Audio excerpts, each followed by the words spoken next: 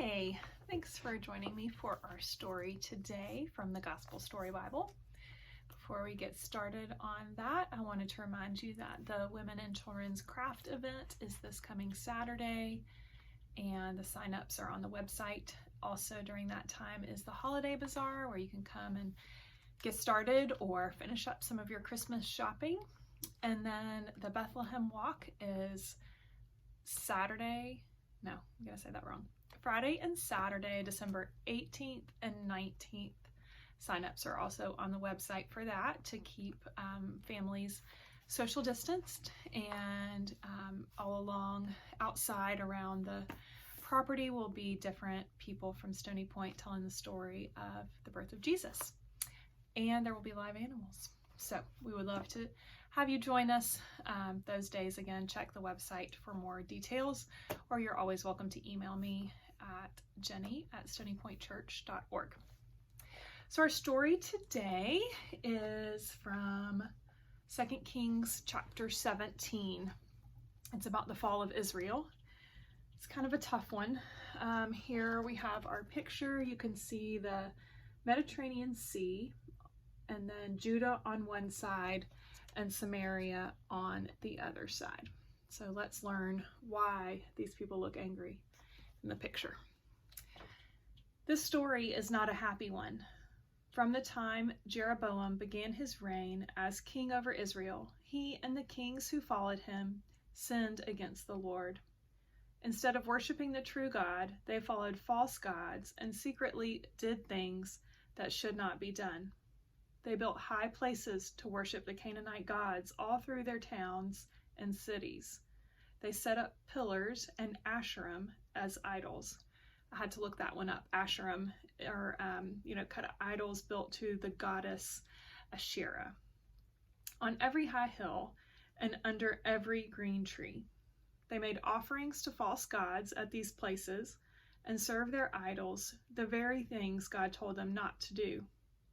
Yet the Lord kept warning Israel and Judah through every prophet he sent, saying, "Turn from your evil ways and keep my commandments and my statutes, in accordance with all the law that I commanded your fathers and that I sent you by the prophets." 2 Kings 17:13. In spite of these warnings, Israel did not listen. They followed the gods of the nations around them and worshipped their golden calf idols. They did evil things and even burned their children as offerings to the false gods. Because of this, God's righteous anger rose up against Israel, and he used the nations around them to punish them. Here's what finally happened. When Hoshea was king over Israel and doing evil in God's sight, God brought Shalmaneser, the king of Assyria, to defeat him. At first, Hoshea held off an attack by paying Shalmaneser lots of money. But later, Hoshea stopped the payments and tried to get the king of Egypt to help him fight Assyria. When Shalmaneser found out, he attacked Israel, arrested Hoshea, and sent him to prison.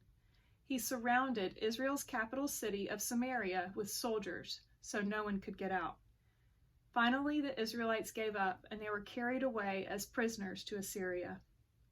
This disaster came because Jeroboam set up idols in the land, and all the kings after him followed his wicked ways. The people of Israel did not turn away from their sin, so the Lord sent them to Assyria as captives.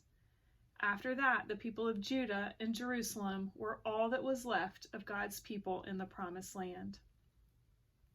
The people of Judah resented their brothers in Israel because they worshipped idols instead of worshiping God in Jerusalem.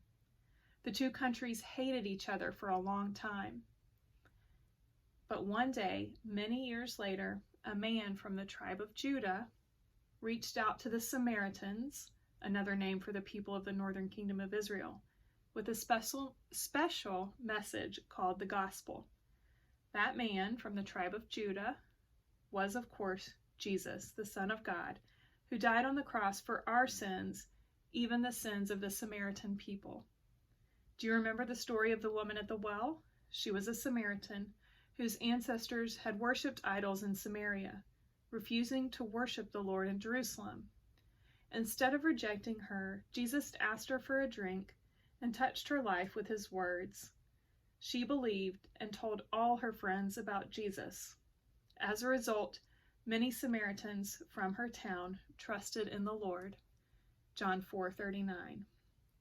Isn't that great how Jesus loved everyone, the sinners and the saints, and he loves us regardless of our sin.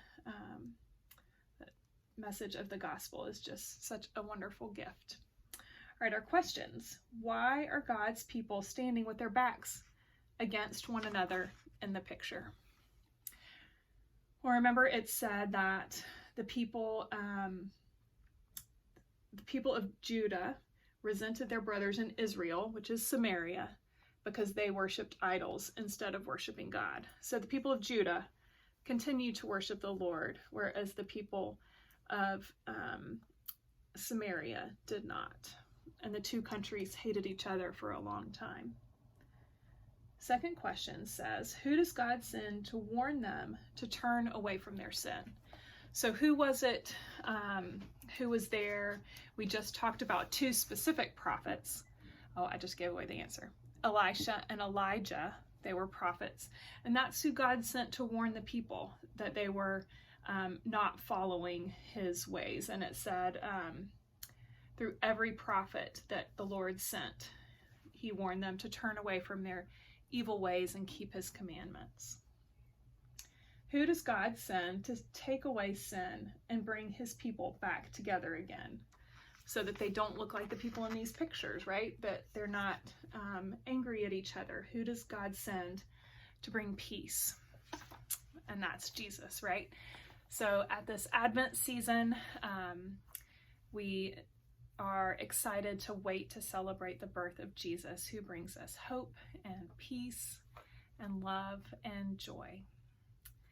Thanks, guys. Hope to see you soon.